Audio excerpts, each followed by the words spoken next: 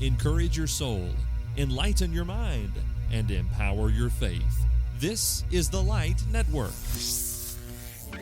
You know what time it is, no matter where you've been. So let's do it again. Listen up and let the sun shine in. We've got soul training. Time to practice what you preach. Ooh, yeah. Yes, we do. We've got soul training. And here's Daniel, Alan, and Joe.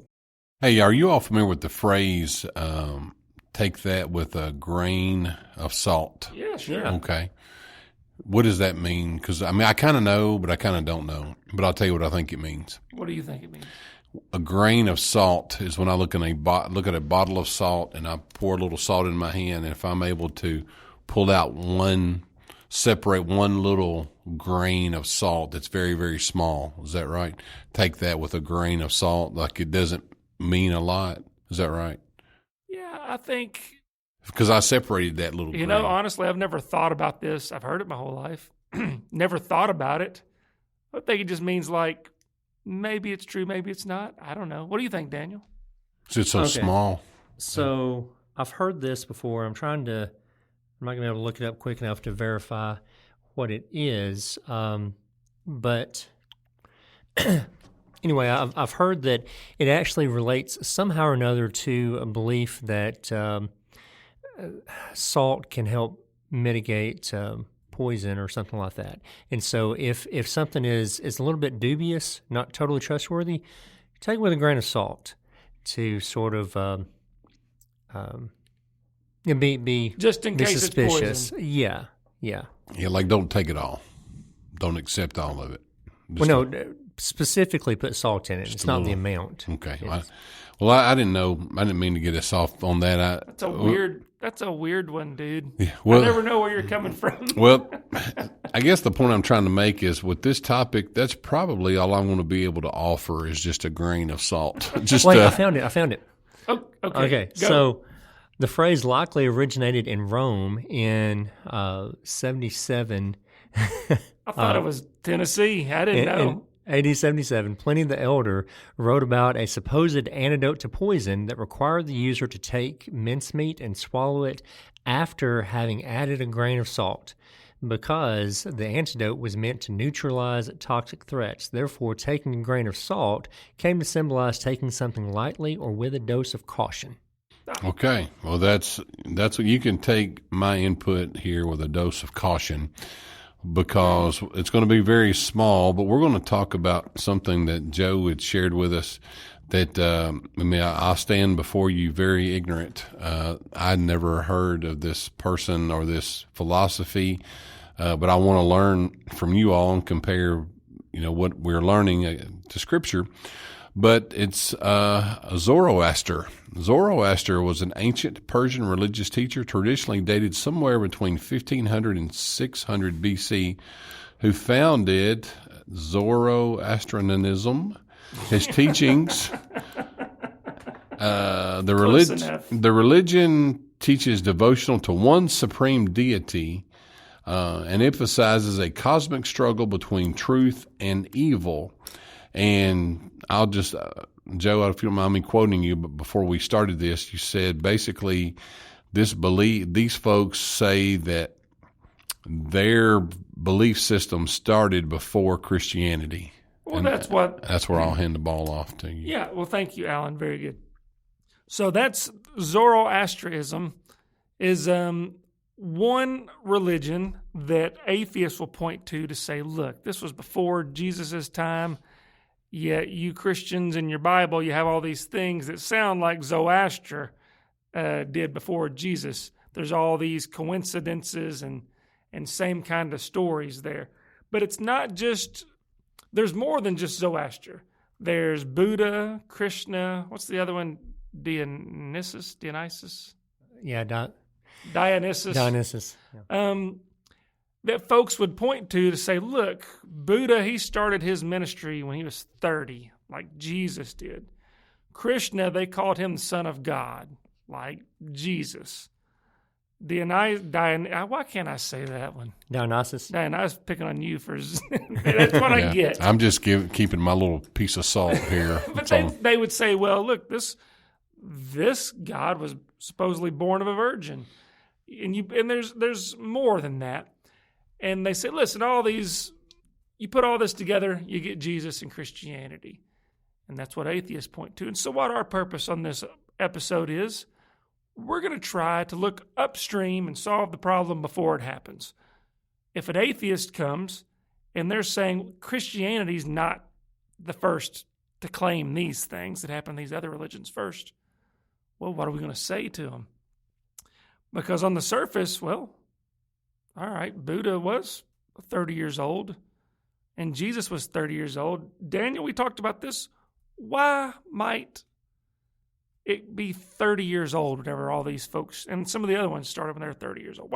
Why 30? What's so special about that? Like Jesus did. Yeah, well, in a lot of cultures, 30 is kind of the time that you enter respectable adulthood. This is, even in modern day Tanzania, it's like that to a certain extent. It was not like that in a lot of ancient cultures, where at 30 was the time that you're going to get married, start having children. Like you're a real official grown-up man at that point. You've been around long enough where your opinion kind of matters at that point. Yeah. Not so much when you're 25. Once you get to 30, maybe somebody will listen to you. Yeah, your brain's fully developed now, and you've got a little mileage under you, and just people take you more seriously. Okay. And so we can't answer all the things from these other religions that sound similar to Christianity, right, in a 30-minute show, right? We just can't. So we're going to pick Zoroaster because that seems to be the most famous that I've seen atheists using online. So let's just look at some of the similarities that they say. We'll go down the list right fast. Is that all right with you, Daniel? Alan, you still with us? Yes, I'm still here. I'm counting my salt pieces right now. Okay, let me find this. And I found an article where they had kind of compared this.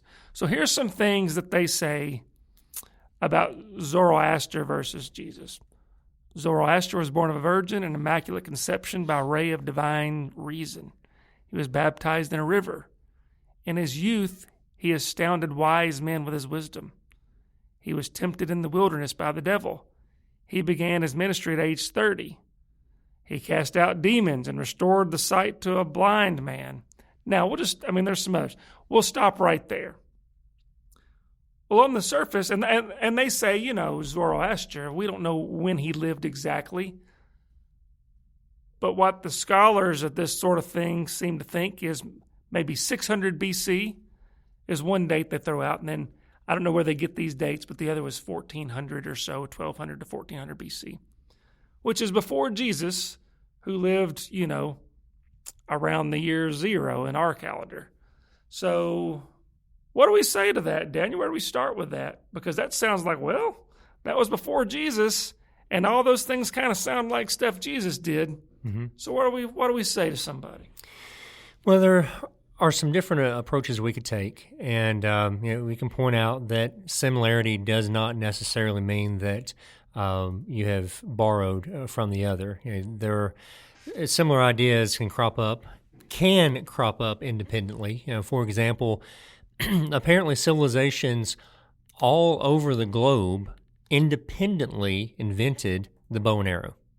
Like, you go look at that, ancient civilizations everywhere figured out the bow and arrow, apparently without talking to each other about it, which is kind of interesting. So this was before the internet too. That was before, slightly. The internet came out the next year, I think. Yeah, I'm going to need a YouTube video on how to make my bow. This. Right. So similarity doesn't necessarily imply dependence. However, with this situation specifically, you have it alleged that there is a point of contact, and that being during the time of the Babylonian exile, where Persian thought would have mingled with Jewish thought, and that the atheist would allege that influence is significantly going one direction rather than both directions or the other way. which is a huge assumption, because at that point in time, you're talking about when Zoroaster first lived, potentially, versus a Jewish religion which had already been well established for thousands of years. And this is already a very well developed religion that is coming to that Babylonian exile, and a religion that is designed around keeping itself pure from the influence of others. And matter of fact, they're the whole reason they're in exile is because of the importance of keeping that religious purity, and that's something that they seem to have learned from that. And idolatry doesn't seem to be a problem for the Jews much after this. Anyway, I digress a little bit on that. So, were there sharing of ideas? I don't think that necessarily is problematic for us. We claim that Christianity is the truth, not that expressions of that truth are not, contained in other civilizations and other accounts and things like that. Not at all. Now, do not misunderstand me. I'm not going to in any way say that the biblical narrative is on an equal playing field with mythology or writings of other world religions. It's not. The biblical narrative is the truth. But that doesn't mean that, if we're talking about the same thing that occurred, or if we're talking about the memories passed down orally of similar events, that there wouldn't be some common elements that are involved. And I don't think that's problematic at all. Does that make sense? Yeah.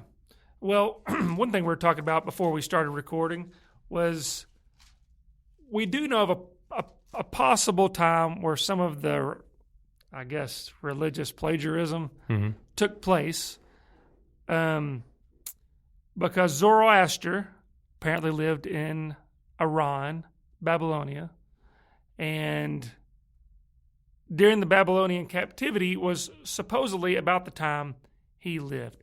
And so really, if anybody's borrowing from anyone, we've already established Judaism was older than this religion. And so whenever the Jews were over there, maybe he heard some stuff. Maybe he was influenced by Daniel and Ezekiel and other Jews that were there. Yeah.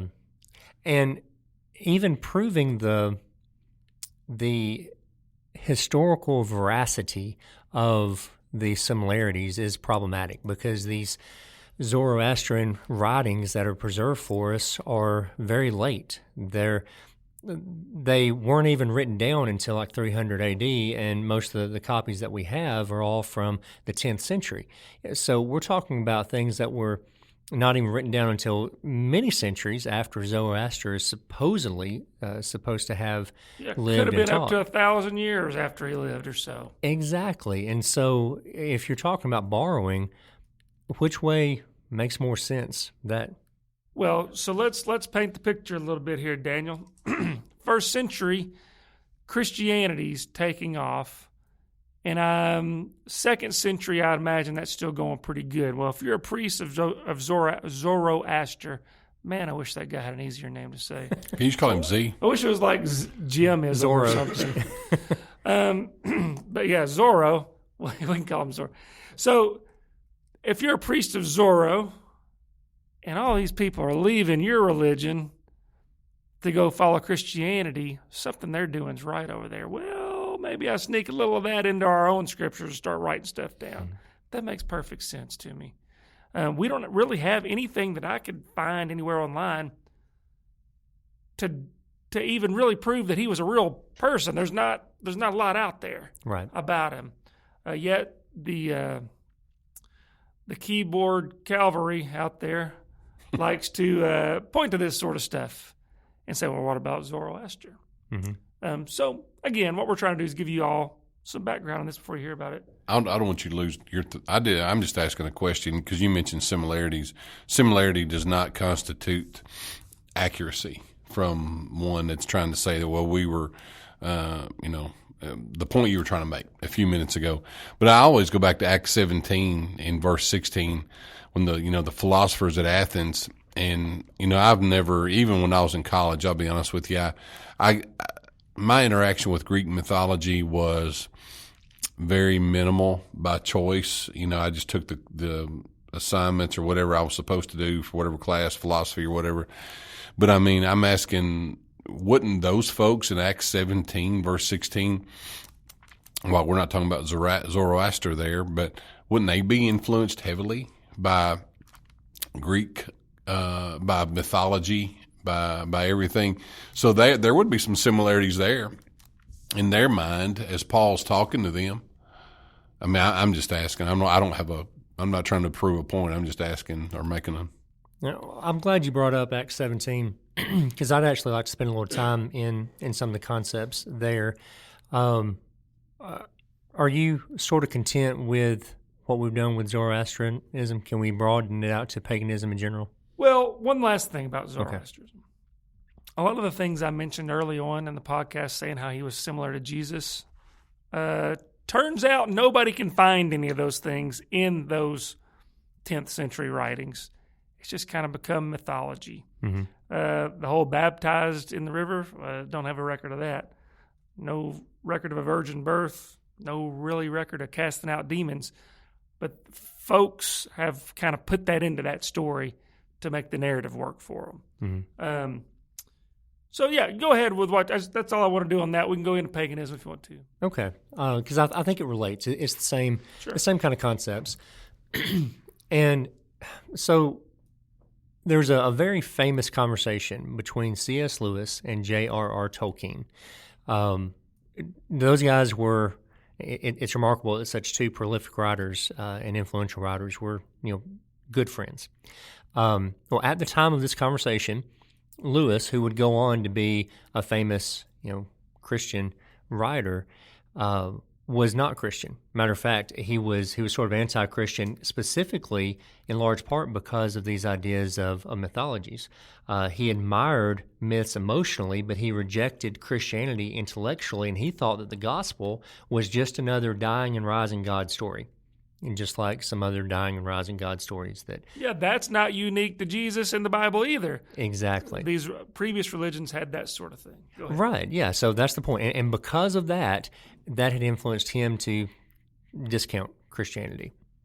Well, during that late night conversation, Tolkien challenged him on this.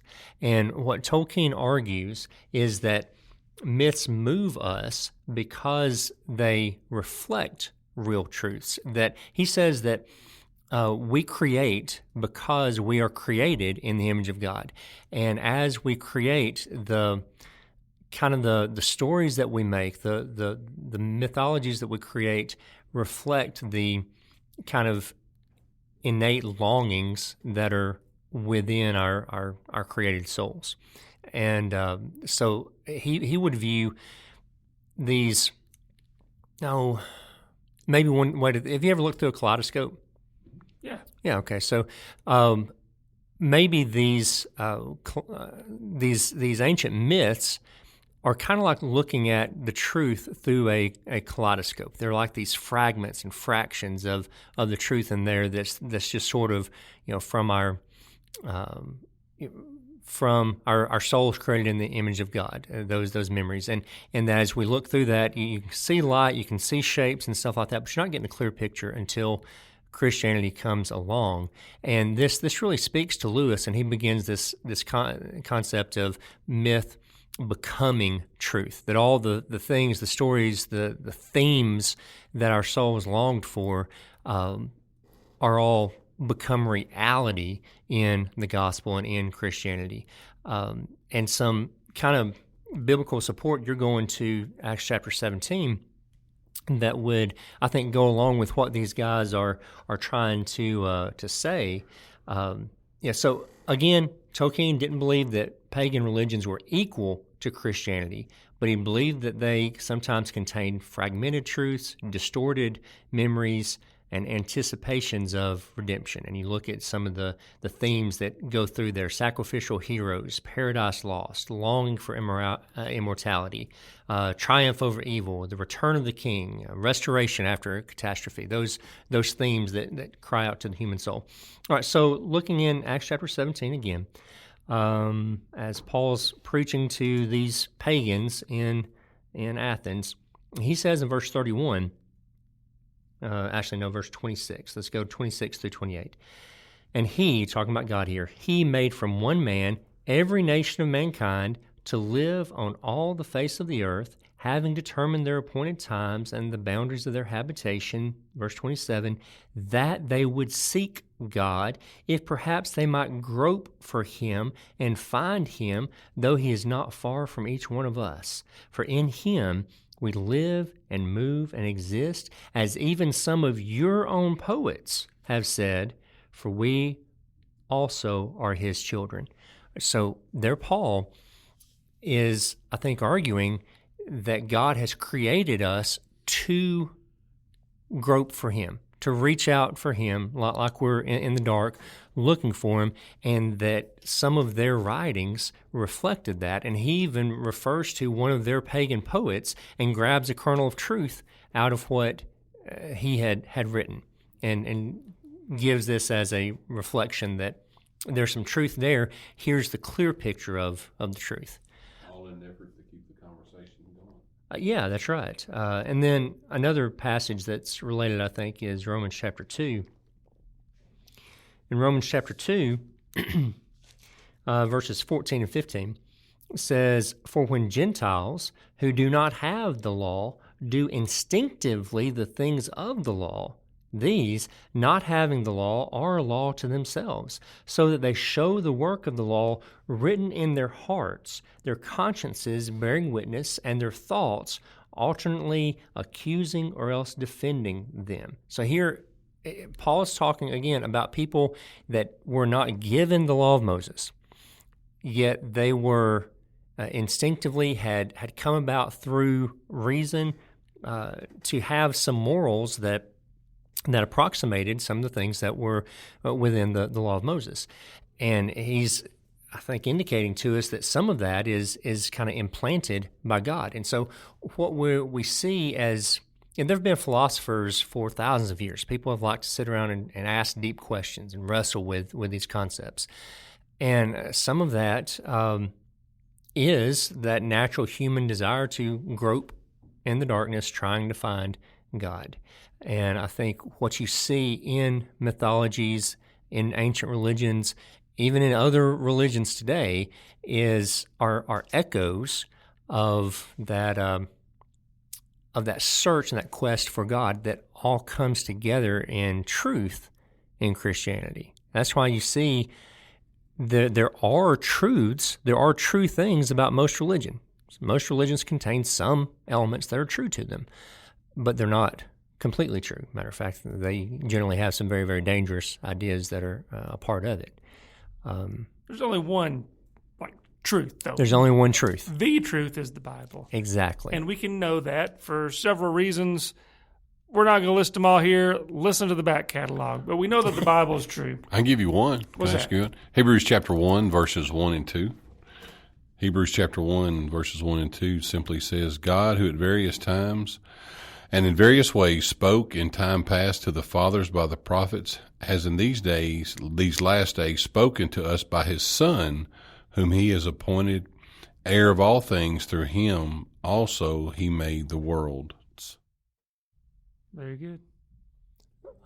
Modern day writers talk about the number of storylines that are out there. Like there's one writer that's very famous that has suggested that there are 7 basic archetype plots out there. Now, others have kind of dug into that and split it off to being 30 some odd different basic plots. Have you ever watched a movie and like you can kind of tell where it's going because you've seen that rhythm before? Oh, man. My wife hates it because I'm like, well, that guy's going to die. And she's like, no, how do you know? And then it happens. She hates that. It's because you've seen the story before. Like I've you never didn't see seen that movie, That's right. but you've seen the story. It's kind of like Hallmark movies. Yeah. Hallmark. They're going to fall in love. Or Yeah, like, going to a small town, got to save the business. I'm sorry. Yeah, like I'm sorry. I think Shakespeare tapped into basically all of the plot lines that there are. And so most movies, in one way or another, if you're well versed in Shakespeare, I bet Allison probably, if She is. yeah, she could probably see some stuff coming, because most movies are going to be some way telling a plot line that didn't originate with Shakespeare, but that he used. And then a lot of his plot lines, you can see them again in the Greek dramas and tragedies back, a couple thousand years before him. But your point is, Yeah, my point is that there are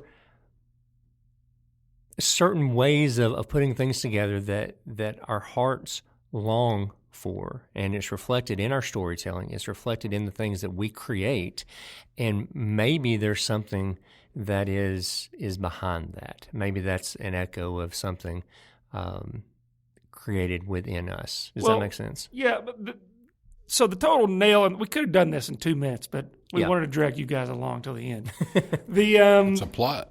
It's a lot. Right. It's a cliffhanger, right? Except we're going to go ahead and do it. The end all of this is Jesus died and rose from the dead. So that's true, and there's lots of evidence for that. And so since that happened, the rest of the thing's true. It just is. That's right. Yeah. Surely we have episodes on the resurrection. We do. Yeah. We've got episodes. We're 104. I think this is our 145th or 146th. Wow. We're getting close to 150. We're getting old, guys. I know. So we're six years in, I think. But anyhow, that's really where it all stands. No matter what you believe about anything, we know Jesus died and was resurrected. You don't even have to read the Bible to learn that. You can learn that from secular history if you dig into archaeology and look at what happened 2,000 years ago. Everything changed. Music changed. Art changed. Government changed. Everything changed 2,000 years ago. Why? Because that's where when our Savior lived and died and lived again. There's my pin drop. That's your pin drop. Well, I think we've coined that phrase, pin drop, on this show. Yeah, so I think what you've said is absolutely right, and it's important to drill down on that. The thing that makes Christianity different is it is true. It is, like Lewis would say, myths come to truth. The resurrection of Jesus actually happened. It's a historical event. This is something that's not something that most other religions that have a resurrection like that, it takes place at some unspecified time outside of history, or it's metaphorical, or it's recurring. It's not a literal coming back from the dead at a certain point within history, identifiable point in time. Muhammad, you can go find his bones right now in Saudi bones. Arabia. Mm-hmm. Jesus, you cannot find his bones. Yeah, they're not here. The tomb's been empty since he left it. We're about to any other last parting words of wisdom, because we're about time, boys. No. So, Alan, let me ask you. I'll put you on the spot. Since you didn't really know much about this Zoroaster, and I'll be honest, I knew just a hair. Mm-hmm. Has this helped you in any way? It has. It's helped me because it highlights that another reason to be aware. You mentioned online that you've seen people bring Zoroaster up online in atheistic conversations, or people. It's another tool to maybe add to our toolbox to share with people. It's an enlightenment. I mean, it's helped me understand, so it's helpful to me. So I learned a lot about the grain of salt too. You never know what you're gonna get. That's true. I got a title for you. Okay. Did Zoro leave his mark on Christianity? Not bad. You've been thinking about that all night, haven't you? It just came to me. Okay, we'll call it that. All right, well, if nothing else, take us home. All right. Well, dear listener, let us know what you think about secular literature or myths and how that relates to Christianity. Have you ever thought about that before? Is that interesting to you? Or what other questions do you have? What are some other elements of Bible study or religion that you'd like to hear us talk about? We'd love to hear back from you. We love listener feedback. Did we mention that it's more likely that they borrowed from Christianity. We mentioned that. I think we did. Yeah. It's Instead of the definitely other way. more likely that it went that way than that it went the other way.